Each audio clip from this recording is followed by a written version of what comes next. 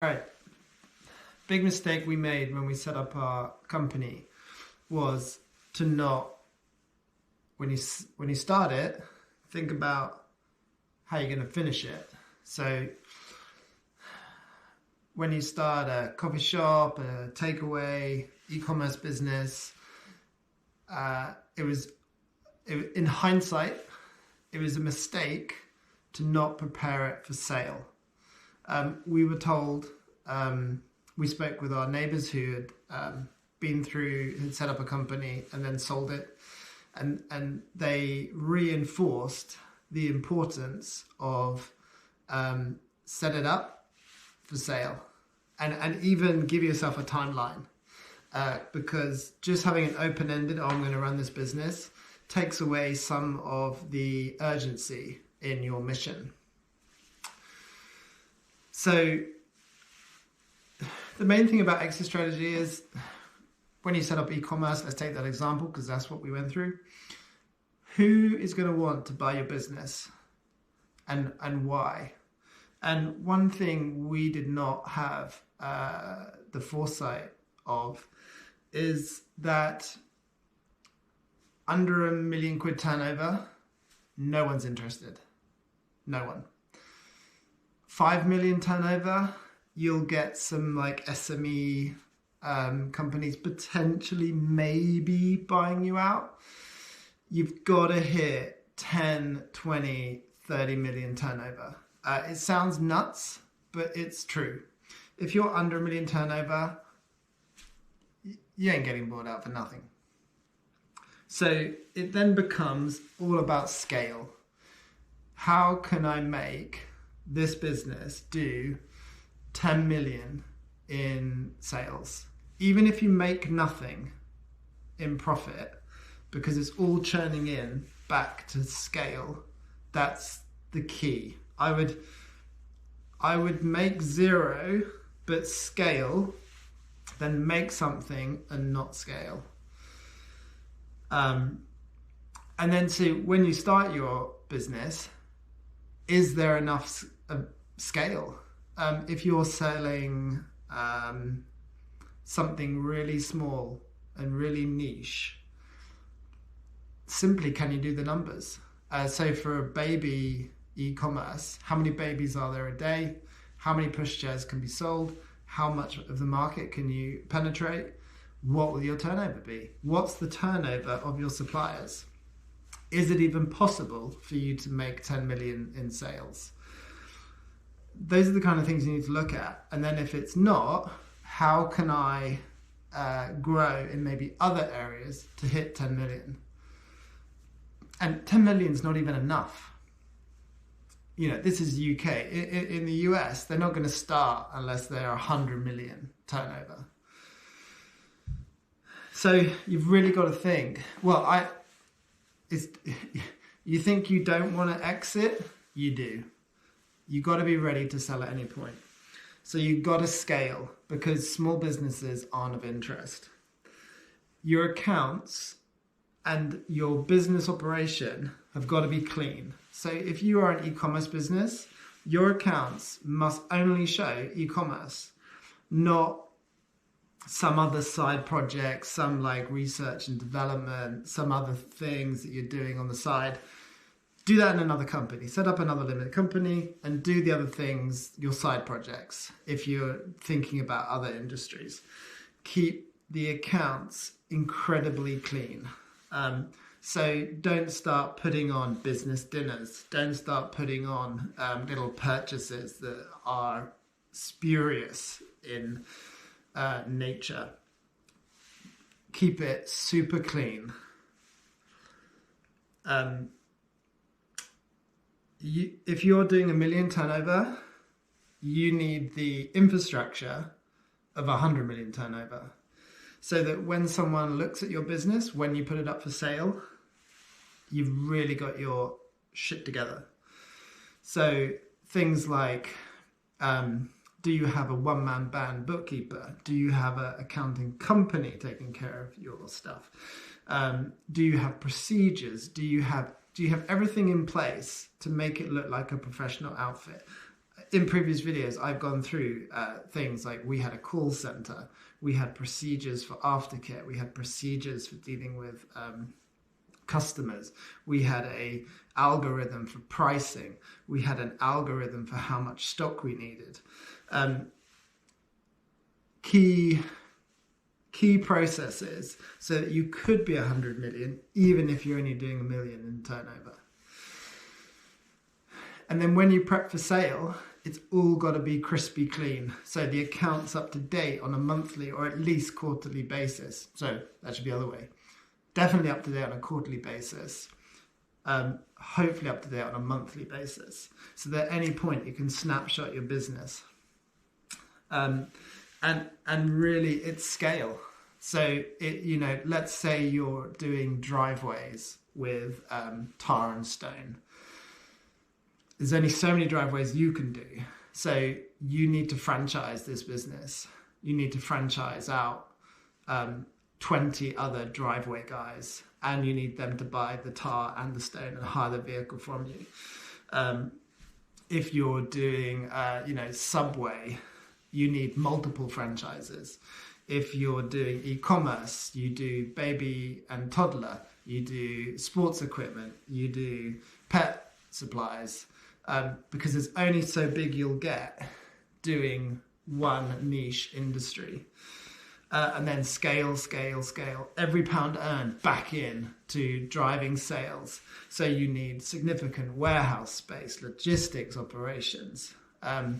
But keep your head count down so that you really are able to reinvest and spend that money on those processes so that every day it's just because you have problems to solve, but all the other bits are just seamless processes that the machine that you've created spits out.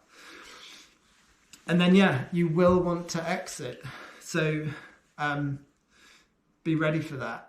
And the biggest tip we had, and still to this day, definitely see it true, is people want to purchase a wounded animal. They want to come in and pluck you up for a song. Unfortunately, for example, our business was not a wounded duck. It was very efficient. It ran like clockwork. So we were worth something. So then, in that case, it's difficult to find a buyer because they want immediate value.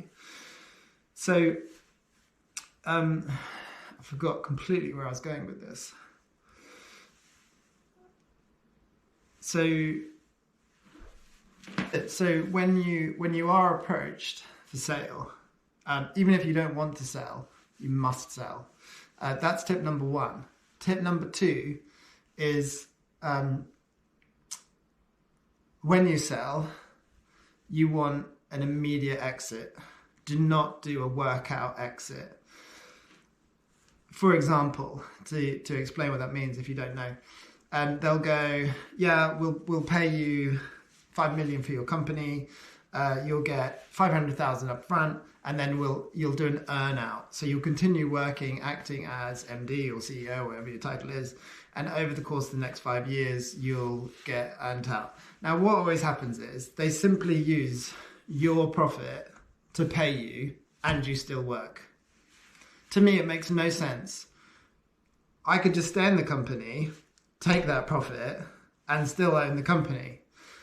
So always say, look, no, I want exit now for my lifestyle choices. You pay a half upfront in cash right now. I'll do a handover of 6 months, 3 months, and I walk away. What you then do with the company is up to you. All the staff remain, and literally you as MD, and because you haven't been doing day-to-day operations, it should be very easy for them to go, yeah, okay. Otherwise, they're just having you along for the laugh. Because the other thing they'll do is they'll make it contingent.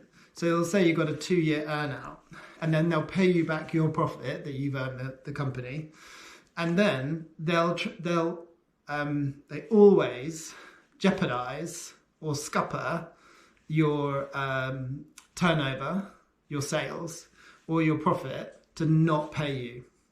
So even though you're due 5 million, let's say, or however much, I'm just literally plucking numbers, they will undermine the business to either pay you zero or only that upfront at the start. So never, ever, ever, that's quite conclusive and definitive, but I strongly believe in this, do an earnout. Never, ever.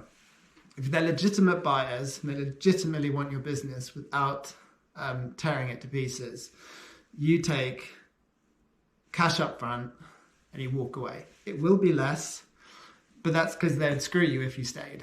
I've heard countless stories of people doing an earnout and getting screwed. Not a single earnout that I've heard of paid out in full. Not a single one. They always make it contingent and they always undermine you. You just literally hand them the keys, show them the bits they want for, 2-3 months and go, that's it, it's now up to you. I strongly, strongly believe in that. And everything I've heard supports that exit strategy. We were proposed, 3 or 4. One guy was hilarious. He said, oh yeah, we'll buy everything. As is, literally as is. And I was like, okay, well, you've literally offered me the stock we hold in the warehouse. That's the price you've offered.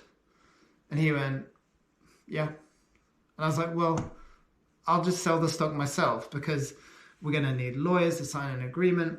We're going to, there's no upside in me just selling you the stock at cost price. I'll sell it myself and make the profit. And he's like, okay. And then we had another guy who was like, oh, I want a personal guarantee of the turnover I'm going to generate once you hand over the keys. And again, I was like, does it say idiot on my forehead? There's no chance I'm doing a personal guarantee. And there's no chance I have anything to do with how you run the business. Now, this is how stupid this guy was. He proposed to move 50,000 square foot of our product on a Friday in a single move to his warehouses in southern England. Point 1, it would have taken 50 lorries.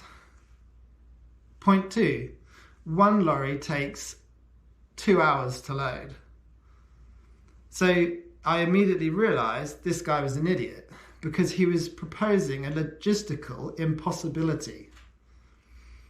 He then wanted to pay me the stock he sold the following month would be my payment. Again, there's no upside. It's only downside for me. I literally am astonished at, they're either hoping I'm stupid or they're stupid. I don't know which one it is. They're either hoping I'm stupid or they're just stupid because the proposals we saw were insane.